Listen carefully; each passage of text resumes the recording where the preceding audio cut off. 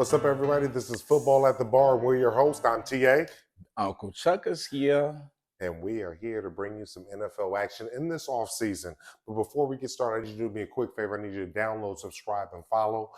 Keep us in mind. Stay with us throughout this offseason because we're going to be bringing you all the action. You know, our man, G Money, he's off the farm. G Money sat over here and is taking advantage of a great opportunity. And so that gives us a great opportunity right now to sit over and introduce our new host, Uncle Chuckus. I'm glad to be here, ladies and gentlemen. I'm trying to bring you big energy. Let's have some fun. So we're going to for sure have some fun, ladies and gentlemen. You know what I'm super excited about? Chuckus, who I call him just straight up Chuck, is what I'm excited about is we both drink cognac. Yes, sir. So we don't have to sit over and mix in that other stuff, that whiskey and bourbon. And we don't want to do any of that stuff. Boom. What we drinking on today is Claude Chantelier. So super excited, drinking on that cognac. Yes, ready sir. to sit over and talk this all season because we get got a whole it. lot of Let's stuff get happening. it. So on this very first week, you're gonna sit over and walk in here with a whole lot of action. So I hope you got a whole lot to say. Yes, sir. A whole lot to say. So, as we get into this, we got to sit over and jump into the draft. This is first and foremost. This past week, we just got finished with the draft. Thursday, Yes, sir. Friday, Saturday, Sunday. We got to see all that unbelievable talent that's coming into the league. And some of my most exciting parts. This is when real top-notch fantasy players, people that play fantasy football during the season, really get to sit over here and find who they're going to sit over here and catch slipping. Yes, sir. When nobody else knows. So with that being said, obviously we saw something exciting this past combine. Mm-hmm. And in that combine, we saw somebody break a record. So what do you think about my man from Texas, Worthy, sit over and ran that 4.21? 4.21. Did you get a chance to see it? 4.21. Oh, I seen it. I seen it live and in person. And I trust and believe when he got out them blocks and he started moving, it looked like it looked different, right? It looked different. It definitely looked different from a whole lot of people. And I'm pretty sure that's catapulted him from being a second, third round draft pick. He's going to be in that first round at this point because everybody loves speed. Everybody loves speed. And he's starting to get mocked, obviously, to the Kansas City Chiefs because Tyreek has been gone. True. But the difference is Tyreek is thick. He might be little, he might be small in stature, but he's thick. So you're talking about he's damn near 200 pounds, if not 200 pounds. And this cat's 165 soaking wet. You know what I'm saying? And so the concern is that time was absolutely special. I mean, like I said, like you said, I saw it live, and I was over here cheering because we had a chance to see history made right in front of us live on television. But the reality is also the history of players that are hovering around that 165, players that are under 175 pounds, traditionally don't have very good careers in the NFL. I mean, you're talking about humongous men 250 to 350 pounds and cracking somebody that's 165. I mean, you can remember when he was 165 back in the day. I couldn't imagine a cat 300 pounds sitting over and cracking me. So traditionally don't have a great career. Like his predecessor, John Ross, who held he didn't have a great career, but he also couldn't catch. This dude can catch. So I hope he does. I think he has an opportunity to. I think if he gets in the right scheme, he can. But, at the end of the day is we have to see exactly where he lands, and does he rise to the occasion, or does he be like a John Ross and will forever be known as the individual that holds the combine record. Yeah. Well, for me, as far as NFL is concerned, speed is always going to be respected, regardless of, whether or not you can catch or not. You're still going to go in that top 5 first round. It's just going to happen. Well, it's funny. The Raiders is a team that always gets a speed. If the what's the old owner name? Big Al Davis. If Al Davis would have been alive, guess who would have been your first round? Automatic. Yeah, absolutely. And which is the reason why, as a Raider fan, I respect speed, because that's what Big Al did. You come in here and you run a good 40 time, pretty much we going to snatch you up. So for me, I think he has a chance, but like you said, he has to catch the ball, and he's only 165 pounds. That could be a problem going across the middle, going up the field, getting caught, it might be a problem. He's light in the booty. He's definitely lighting ass. And for everybody in the audience, as you see, we stayed true. We stayed true to the brand. We brought another Raider individual in here just so we wouldn't run off our Raider fans, because obviously G Money was a huge Raider fan. So we brought another Raider fan, an individual that's going to represent for y'all on a weekly basis. And I'm going to still talk shit. So with that being said, another big theme of this combine out there in Indianapolis was the very top players, the people that we knew were going to go first, second, third, and fourth in the draft, not participating in the draft, not participating in the with the press, not participating in any of the medical, not participating in any of the drills. What is your thought process with that? I think the biggest thing for me is judge me what I know on the field. I think what happens a lot of times with the players is we don't want to pay you, or at the same point in time, we want to nitpick you for everything we can so we don't have to pay you. Or we trying to find out what's wrong. What could possibly go wrong? It's a lot of guys. You had, Jamarcus Russell. He went number one, got paid a lot of money. And at the same point in time, it was a lot of red flags out there as far as him being picked number one. People didn't catch it. So it makes the process, as far as the people that come after you, you're going to get scrutinized on the even higher level. So when you got these guys coming out, whether or not it's the Jaden Daniels, whoever's, you got the Caleb Williams, we're going to scrutinize you on a whole lot of level. We're going to dig in your business. We're going to go to your past. We're going to look at your mama, your daddy, your sisters. We trying to find everything we can to weed out everything possible as far as this thing going wrong, as far as drafting you. So I can respect the fact that, hey, judge me on my football acumen, judge me on my football IQ. But as far as, my mom, my dad, or, all these other things, or whether or not I know how to put a square peg in this circle, like, that's not what I signed up for, and that's not what I do. Judge me off of what I do at the end of the day. Now I feel you in terms of judge you, on what you do. And the tape is one thing. And I do think there is an actual value in the combine, because everybody's not designated in those top 5 positions. There are many people that are sitting over here going into that combine and projected to be picked in the 3rd, 4th, or 5th round, even later, 6th or 7th round, and can do something for their draft stock. So there is obviously benefit and value in the combine. It probably not is for the very top people. And I just think that that's just people taking power that are in a position to take the power. You follow what I'm saying? I got you. So like Caleb sitting over and saying, I'm not going to do any medical. Well, he's choosing not to do any medical because he's not going to go to 32 teams. The reality is he's the number 1 pick. He's going to be picked by 1 team. So what is the purpose on sharing your medical information with all 32 teams? There's something called a HIPAA law in this deal. You follow what I'm saying? Mm-hmm. That precludes the sharing of medical information. So to have that wherewithal and to have the power. So I do think that it makes sense for a certain group of individuals that are at the very, very, very top end. But there are a whole lot of individuals that are going to obviously do what they got to do, follow every single rule, just to put themselves in a position to be at a greater level. But there's nothing like players, and many of those players look like just you and I, that put themselves in a position to sit over here and have some semblance of control over their career. Correct. And that's what's so powerful and what's so important about what they're doing is they're taking hold of the reins of their career, and they're going to determine what they're going to do, rather others determine what they're going to do when they're in this position. Let me pose this to you. Have you ever heard of an NBA test to scrutinize your intelligence as a player? I don't recall hearing about tests like that in the NBA. No. I don't recall hearing about that in the MLB. Yeah, they do have it actually. You might have something, but it is not as publicized. You're not gonna go from being a top pick in the draft to, say, dropping a round or two because, quote unquote, you didn't excel in this test. It doesn't happen. But, quote unquote, in the sport that is predominantly Black, this is what we use. Definitely. For me, so as far as the players saying, hey, man, I'm not doing this because it's not applicable to what my job is. It's really not.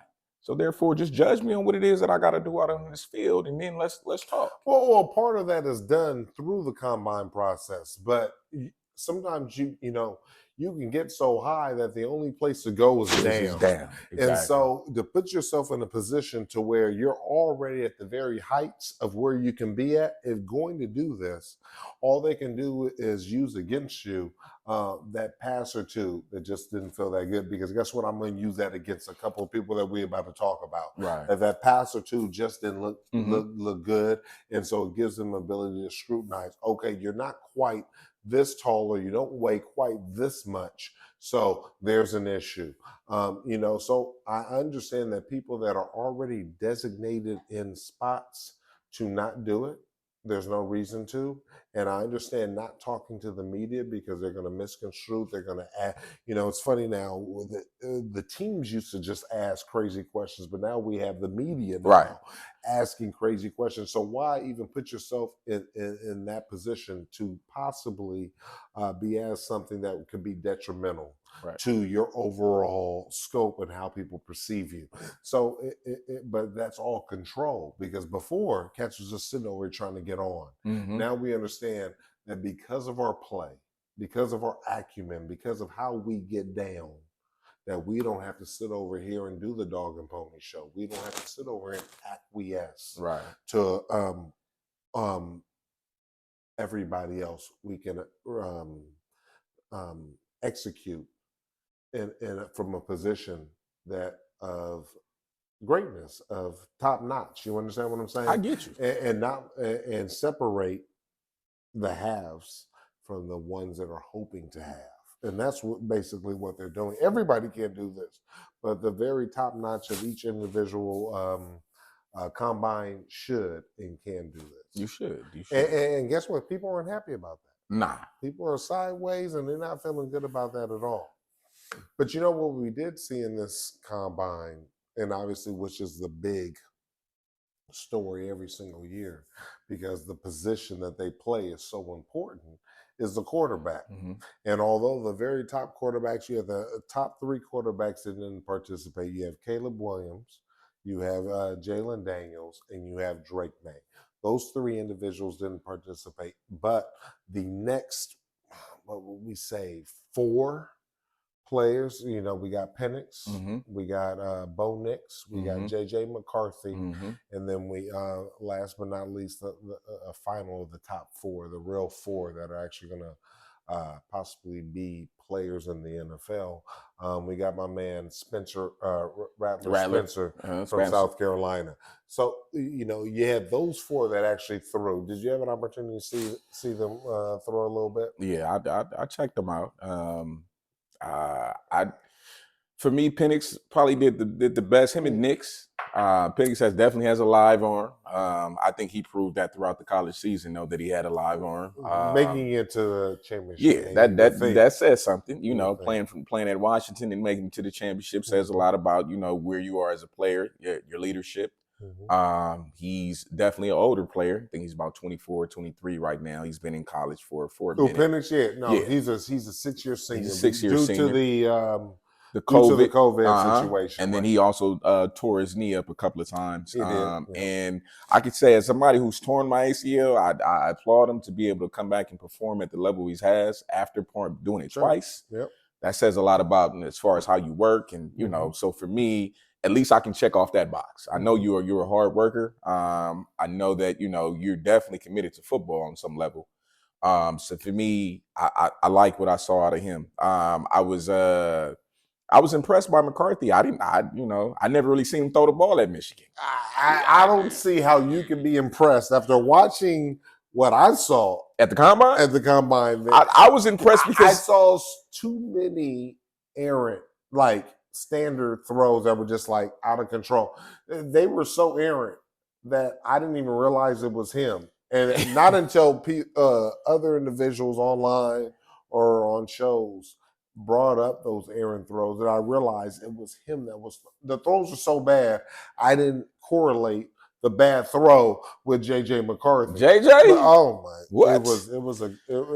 It was half and half. Now there are excuses being made because they want to coordinate him as a great quarterback, and we're gonna have a chance to talk about that in a quick second. But I just had to sit over and say something. JJ McCarthy Even though media is sitting over here and saying he's still got someplace to go, he actually did not perform at a very high level. In your eyes. I would say, and anybody who What? Now you must have saw the good passes. You know so how I'm gonna say. You know what? It's not like it's just JJ McCarthy. You sit over here. They go through the whole gauntlet of they break up the quarterbacks into smaller groups, and then the group that JJ McCarthy's in, he doesn't get every pass. So he threw some good passes. Right now, take a picture, but he threw some ducks too. Like I said, I was impressed.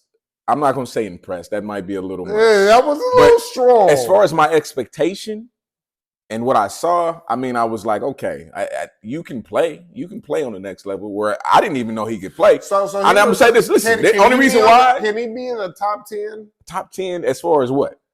Quarterbacks. That are taken this year? No. In the NFL. Oh, absolutely not. As far as based off of what I've seen. Exactly. I'm not asking for that, though, right now. That's a lot to ask. No, ever. You drafted Purdy. Were you expecting him to be in the top 10? Ever. And that's what they're trying to sit over here and say. He's just Purdy. Hey, you can chase that Purdy all you want. Hey, let me tell you something. No? I can promise you this. That's not a part of the game. No? This dude, JJ McCarthy, you can write down, take a picture. I want y'all to understand. I'm sitting over here giving you the real. Write down, take a picture. No. JJ McCarthy's going to be a stone cold. Mm. Write down, take a picture. Hey, let me go even further. Drake May's going to be a stone cold. I'm with you. I'm with you on that one. I'm going to go for the trifecta. Uh-oh. This week because I feel that. Okay. Bo Nix is going to be a stone cold. Nobody? So we only got who you believe in at this point? I believe in Penix because he showed it. You believe in him? He showed it, and he got to the championship game. Okay. I don't want to say that you get to the championship game and be like, is this cat really real? Okay. Now McCarthy threw 18 passes in the championship game. And everybody's like, oh, it's because of the coach. Because why? Man, you tell me if Harbaugh had Mahomes and he threw 18 passes, you would be a stone cold mystery throwing 18 passes with Mahomes. I got you. The reality is Mahomes got to at least throw 25 times because he's Mahomes. He's one of the best who ever touched the football. It's hard to mention. So do not sit over here and tell me J.J. McCarthy's the business when the coach didn't want him touching the ball after I've seen the ducks he threw at the combine. I got you. So this is what I'm going to say. I think there is a quality to being a winner. A lot of people aren't winners. They found a way to lose. Mm-hmm. Unfortunately, it happens. Great quarterbacks find a way to lose. He comes from a winning program. He's coming from a winning pedigree. So you have to at least give that something. Now, that doesn't mean he's going to be the world killer. So was he the catalyst? To this team? To their wins. I think if you don't have a good quarterback or a good sound man, whether or not he's a good leader. Was he the catalyst to their success? It's all right to say no. It's all right. Yes, no. It's all right. You put me in a tough place right now. That's what it's all right to say no because guess what? He wasn't.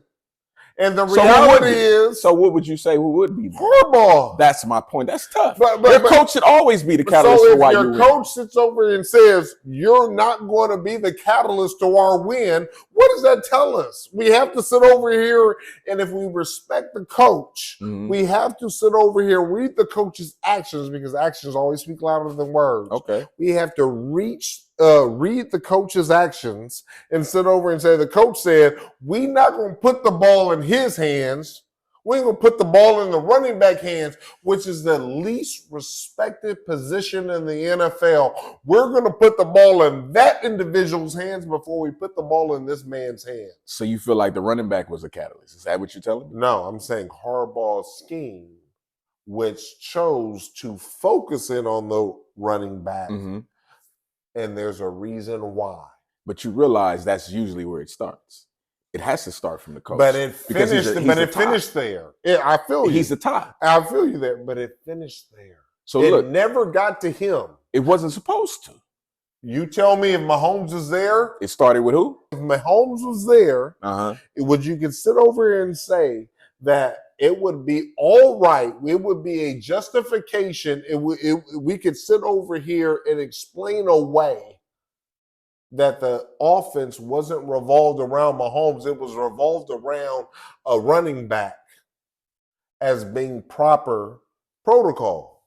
I got you. No, I understand that premise. So what I'm saying is there's a hierarchy. So it's always going to start with the head man, and then it's going to trickle down. I don't think it skipped over McCarthy to Corum, is who you're referring to. I don't think it skipped over him because that running back is not going in the first round at all. That's how the NFL has determined the pecking order. That doesn't not even that. If you look, dude is 5'7", 190 pounds. What the coach said is who is going to win this game for us. You can't tell me that if you ship out J.J. McCarthy for Mahomes, that Harbaugh would have sat over here and made the point that Corum was going to win the game for us and not Mahomes. And if he does do that, then guess what? The Chargers are in trouble. So what I'm going to tell you right now is at the end of the day, I look at it like this. If there was a gap between, say, when Pete Carroll chose not to give the ball to Marshawn Lynch on the goal line. Well, absolutely. We know that's offensive. It's offensive. I lost money on that. I'm sideways. But we know who the best player was. I would encourage you to warn me when you do shit like that because you say shit like that. Tickles, it all sideways. It tickles a nerve. Yeah, it tickles a nerve. Yes. So the whole point of me bringing that up is to say that if the gap is between your quarterback and this running back is that big, and we know who did all the work to get us down there, we knew everything that happened, then we're relying on this dude. And if he doesn't get the ball, then the nation knows what the problem was. As far as Corum and McCarthy, we know how the team was built. And we know how the team was built to win. Play defense, run the ball, period. But he doesn't make mistakes. I appreciate quarterbacks that don't do dumb shit with the ball. Excuse my French. But I do appreciate that. I think that that's a skill. I think that's what Purdy gets off of. He doesn't make terrible decisions. Yeah, which a lot of great quarterbacks do. He doesn't do anything spectacular, but he doesn't make terrible decisions. And you know what that is? It's the difference between good and great. It is. He's never going to be great, and he's never going to be great because of that. He's never going to be great. Ever. Sorry, they're never going to win a Super Bowl. Maybe not. Win Super Bowl. You might squeak one in. You might squeak one in. Yep. No, we're gonna give him credit, but we can't say he's a great quarterback. So my point is that you can have somebody flash. Purdy could flash, but we can't bet on it. Are you gonna bet on it? No, I actually did bet on it, and I lost. But I bet on the pieces around him, not Purdy. Now, what's that tell you? Don't ever fucking bet against the greatest motherfucker who ever touched a football. I learned my lesson. Ever in your life. Don't ever. Exactly. I learned my lesson. Never ever. Never ever. I agree. Okay. Yeah, especially because you played twice a year and you haven't had an opportunity to see in the last 12 interactions that this is the greatest motherfucker who ever touched a football. He might be. His trajectory is. You can write that down and take a picture. So here's what we're going to also talk about is that as we get to this point right here, and I do believe Penix did a phenomenal job. Jaden Daniels didn't perform. Caleb didn't perform. Drake Maye didn't perform. Bo Nix, I never knew he was even on the screen. Bo Nix, I'm sure I saw him. It's because his name. And guess what? And here's what a twist is. His name should be correlated or attached to some of the worst first-string quarterback play we've ever seen when he played for Auburn. So, that name is unique. The name. Because I've heard it before. Yeah. No, his dad or his grandfather or somebody. And then when you watch this cat play, he's a stone cold mystery. You don't like him, huh? But he's a stone cold. And I tell his mama, hey, your son is a stone cold. Nothing good to say about him. I don't have nothing bad to say about him other than he's a stone cold. And then he's a stone cold because he's horrible. He's a stone cold because he'll never be great. No. Okay. And here's what twist is. Okay, pick him up in the 6th round, Church. 6th? 5th. He don't deserve no money. Why? Penix Penix whooped on him 3 times, Mm-hmm. 2 times in the regular season and in the playoffs. And then you're going to sit over here and put Bo Nix before him? Like, you can't.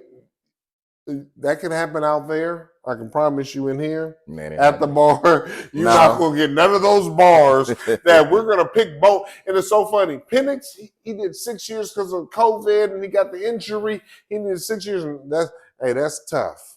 Bo Nix, he did 6 years, got the COVID and had to switch from when he was boo-boo in Auburn and came over to Oregon and finally he got good. And that's all good. Okay. So it's all good that he's a 6-year COVID senior.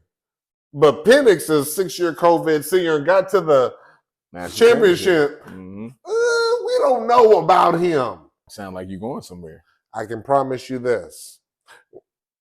We saw this once before. We saw Deshaun Watson play Mitchell Trubisky in the same league, same conference, and beat him over the course of a 2-year time 4 times viciously. And Deshaun Watson went to the championship game. He won the national championship. Let's get it right. Won the national championship. I didn't want to go too presumptive. I thought he did. He won a national championship in some kind of way. They thought the dude that he didn't whip was better than him. So we understand, and we all know at the end of the day that is probably the most fugazi thought process. Yeah. So I can promise you this is sometimes certain individuals overvalue themselves and unfortunately cut their nose off despite their face for some type of justification on why one individual should be presumptively better than another. You know, as we transition to free agency, we have Kirk Cousins.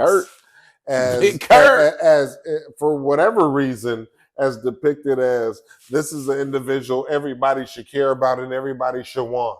Even though the team that he's just coming from that could easily re-sign him again, and it would have been the most easiest prospect for this team, they choose not to. Hesitate. And the reason why is because he's torn his Achilles tendon, right? And at 34 years old, and you tear your Achilles tendon, traditionally that's not a sign that this is a player that's going to come back cracking. Right. But for whatever reason, the powers that be believe he's the Jesus of Nazareth, coming to save some franchise, right? Which is beyond me. That thought process. I can only imagine if roles were reversed and you had a different player that was in his mid-30s. Like, God forbid, imagine if my man from Seattle. Oh, Gino had tore his Achilles at 32 years old. And what would be the word of him being the most coveted free agent coming off of a torn Achilles? It's not happening. And what would that look like? But it's so funny for him, and the narrative is trying to be forced upon the Atlanta Falcons. Why do you think they want him to go to the Atlanta Falcons? You know, the crazy thing about it is Kurt has always been paid. Kurt's been paid since his days in Washington. Yep. He got franchised a couple times. That's paid. That means you're getting the average salary of the top 5 quarterbacks. Right. You're getting paid, but there's no longevity to it. No, but kill the longevity because every year he got signed again. So if you look at the numbers, he was making just as much as everybody else or more. It should have been guaranteed now for a total of 8 years. Every year. Of the top 5. A top 5. He was always a top 5 paid quarterback. Let me ask you this. When was the last time Kirk Cousins was a top 5 quarterback? Did he make the Pro Bowl every year? So he didn't make it Pro Bowl because of his popularity and he wasn't the most popular quarterback. He didn't make All Pro because that would be unfair because it's only the best, 2 or 3 or top 2 100? or so. Yeah, top two. What the players top vote 2. On? What about what the players vote on? Did he make the top 100? Yeah, he made top 100, I believe. Maybe a time, maybe. But has there ever been a time that he as a quarterback has led his team past the first round of the playoffs? I can't recall. The first time that team went past, or the most recent time that team went past the first round of the playoffs, into the divisional rounds is when they were using their backup quarterback, Case Keenum, who's been a perennial backup quarterback since. True. So that quarterback took them to the divisional round, but Kirk Cousins hasn't. Right. And now we're to believe that because that team refuses to give him a guaranteed contract, that he should be the most coveted. To get it from somebody else. Man, let me tell you something. I'm a wilder and I have a lot to say, but I don't ever get that drunk. Hey. I don't ever get that type of woozy to where I believe that kind of makes sense to me. Am I talking crazy or you tell me? I feel you. If it don't make dollars, it don't make sense. And it don't make dollars to me to do something like that. At the end of the day, 34 and you just tore your Achilles. It's not like you wanted an all-time greats to begin with.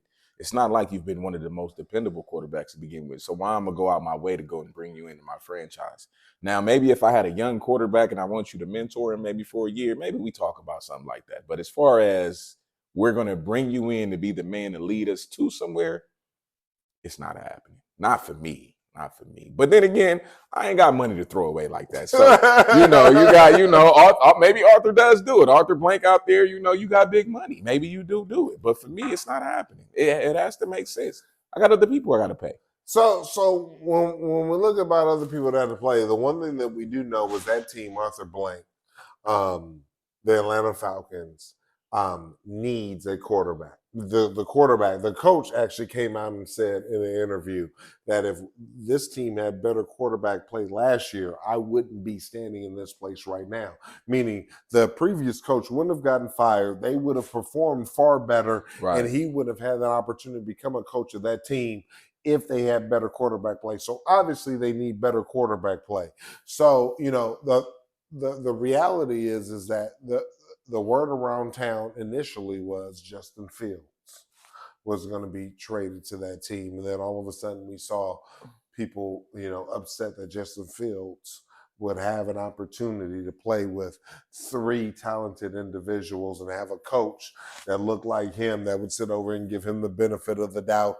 And all of a sudden we can't have Justin Fields go there. No. And they was trying to have somebody else go there. But, who do you think Justin Fields is going to have an opportunity to go to? So I got a little bias, of course. Hey, I would love to see him. I would love to see that. That would be a very good look for Antonio, yeah. But I would love to see him play for Raheem, Morris as well. That would be I right. Think it would be either one would be a great situation because you would understand. You would have a more of a connection to the player in itself to understand, his background, where he's come from, where he's trying to get to, and. Therefore, you can have goals. So you can set goals together as far as where you're trying to get to. You understand each other's struggle. So for me, I think those are, for me, the best situations for him because you're going to play for somebody that understands where you come from. I think Antonio's already proved from a player standpoint, he's the most popular coach in the biz right now. Everybody loves him. If he wins this year and he has a credible year, another second in the conference. They're not going to be KC. I don't care what you say. They're not going to be KC. So if they're second in the deal, that's a win. And get to the playoffs, that's a win. I think that all of a sudden becomes a very strong destination to rock with because you have Las Vegas, you got Vegas, you get it cracking, you have the coach that people didn't just ride for, but produced for. Right. And that's the whole twist. And yeah, I would see them if they don't get Jaden Daniels, if they were smart, take a shot at Justin Fields and weather there and sit over and get him in an environment that's supportive, an environment of belief, a belief system that this dude can be the man and sit over here and get it cracking. So yeah, I like that as an alternative opportunity. I tell you this, I just came from Atlanta not too long ago, and when I was getting out the airport, you come and you ride a train.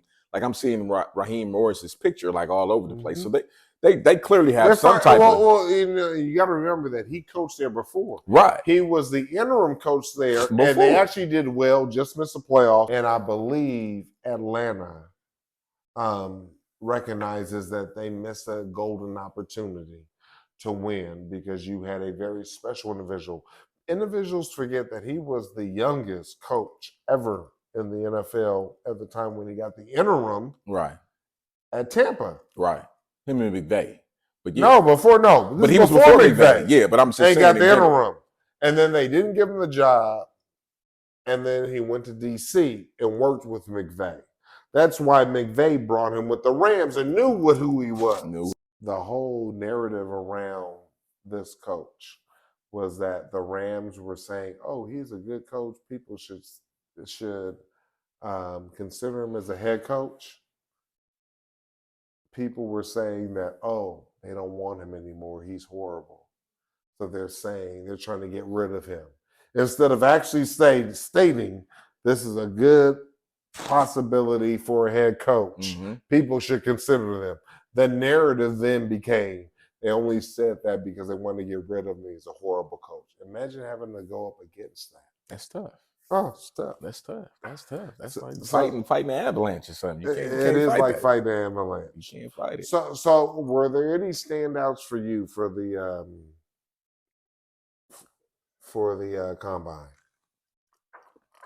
So I think of course you see the 4-2-1 is always going to stand out. Yeah. Well, write it down, take a picture. That's automatic. For me as well, I think you can make a statement by not doing a whole lot and saying, you know what, come see me on my pro day. That's where. But see, the pro day is contrived in your benefit. It's supposed to be.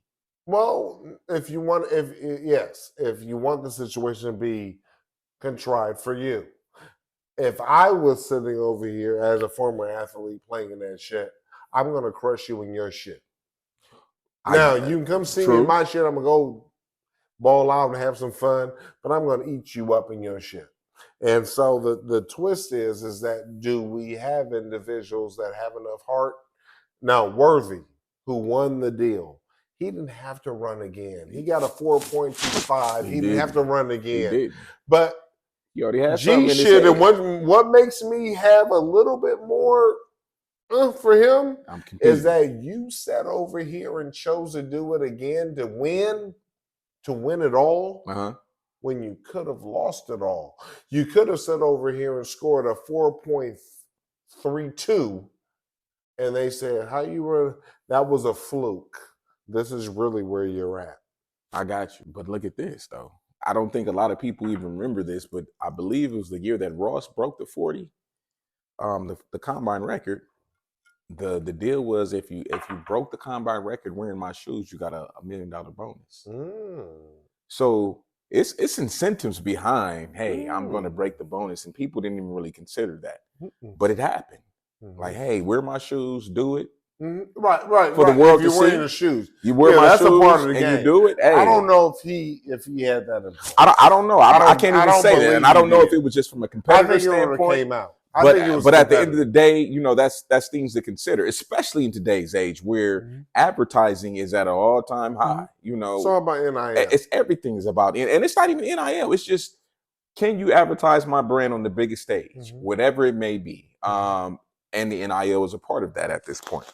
So for me, I think that's big. But I think the fact that I'm going to force you to come watch me on a setting that I'm going to say what the factors are. So if you want to see me throw, you're going to come see me throw where I want you to come see me throw under the standards that I set. Period. I think that's big. Good, but we saw it never fails. No, we saw a man that took the knee. Colin Kaepernick tried to attempt that, and that didn't work. Different circumstances completely. He didn't have it. He had no leverage. Absolutely none.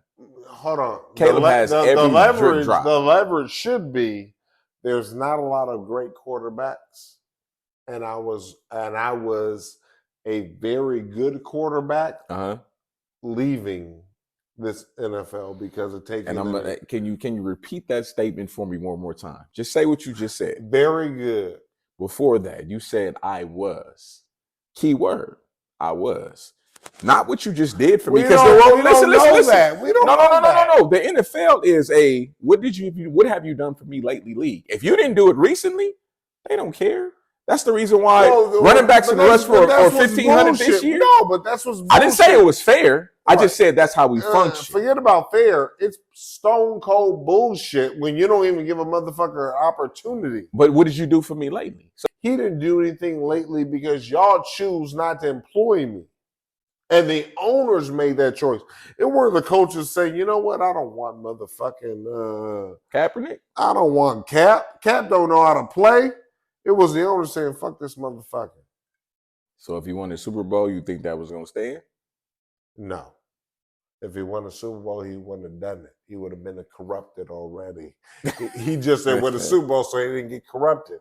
And that's where it's a cold game. You think he would have been corrupted if he won the Super Bowl? Man, come on. Bro. Why is that? Yeah, Money because talks? $500 million is a lot of money. It is. Hey, $500 million. What you talking about? It's gonna corrupt you? You go. No, I'm actually steadfast. I don't give a fuck about the money. Cause you to sit over here and be like, hey man, I got kids and then the wife. You know, half a billion. Yes, right. My wife might be slapping me right now. Like, what you mean? And then guess what? And then guess what? If I didn't get it, you didn't get it. Guess what? We didn't do it. But I could have got it. But I chose not to. You'd have been hearing me in the backyard. So then we're talking about these motherfuckers. I got you. So $500 million is $500 million. As we sit over and move past this, I got to sit over and talk about these quarterbacks because Caleb didn't perform. Drake Maye didn't perform. Jalen Daniels, but we saw JJ McCarthy, and we talked a little bit about this. I can't understand a quarterback who's never done the deal, or he won a national championship but didn't have to do the deal himself. He wasn't the man. And his coach says he's going to be number one. And everybody was like, oh, Harbaugh, he's somebody.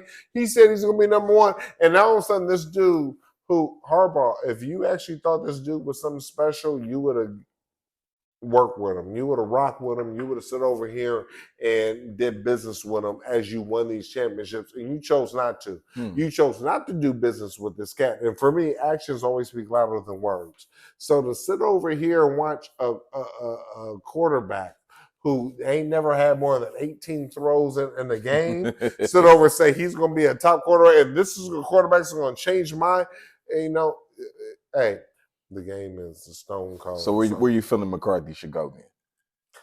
I mean, based off of what he's done, McCarthy should be going someplace that already has an established quarterback like the LA Chargers.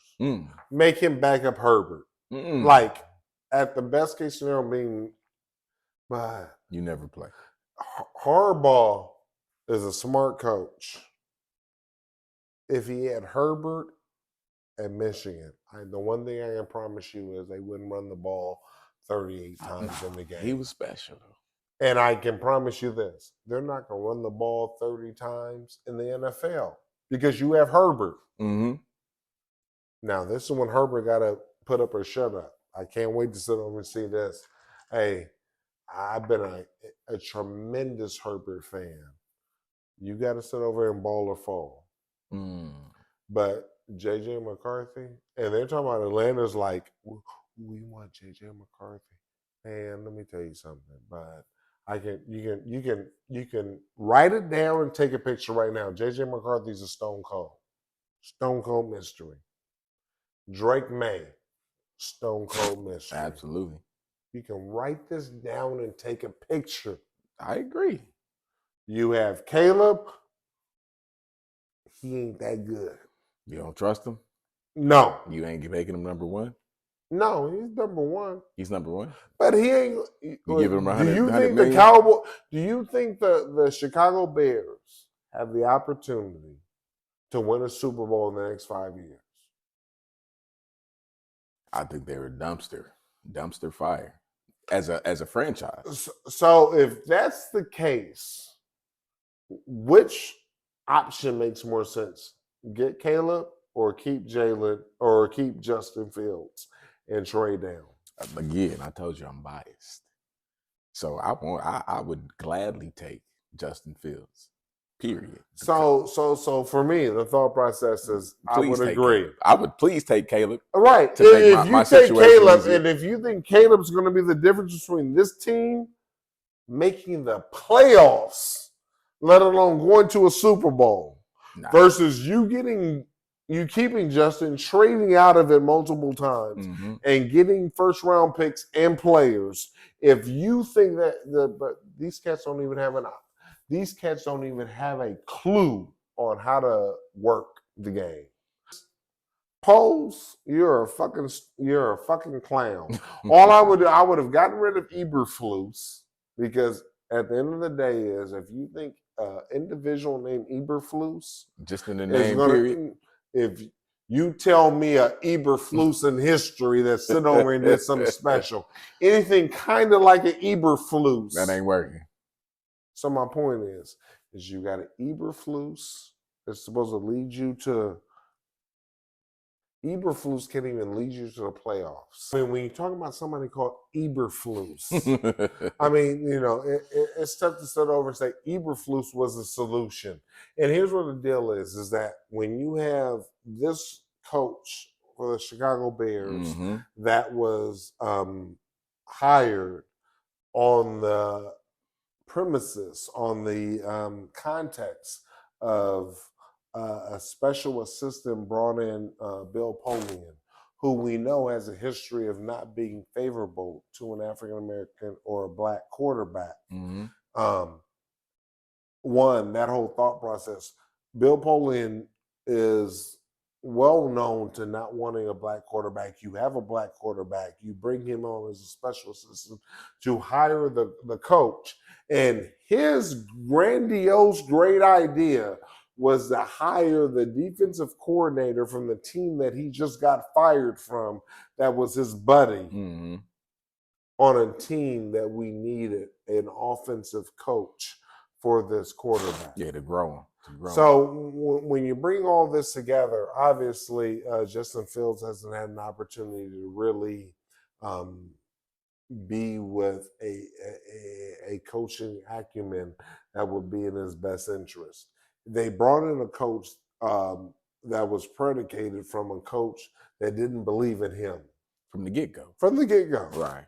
And so you expect him to perform at the highest levels when you have a coach that doesn't believe in you, and that just absolutely doesn't happen.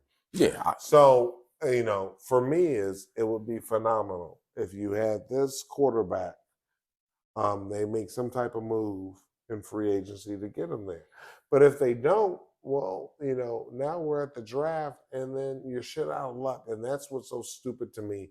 And somebody who's left out in the cold is going to sit over here and give up a first-round draft pick in the following year's draft for Justin Fields. And the twist is that can happen, and then Justin Fields can end up in Minnesota.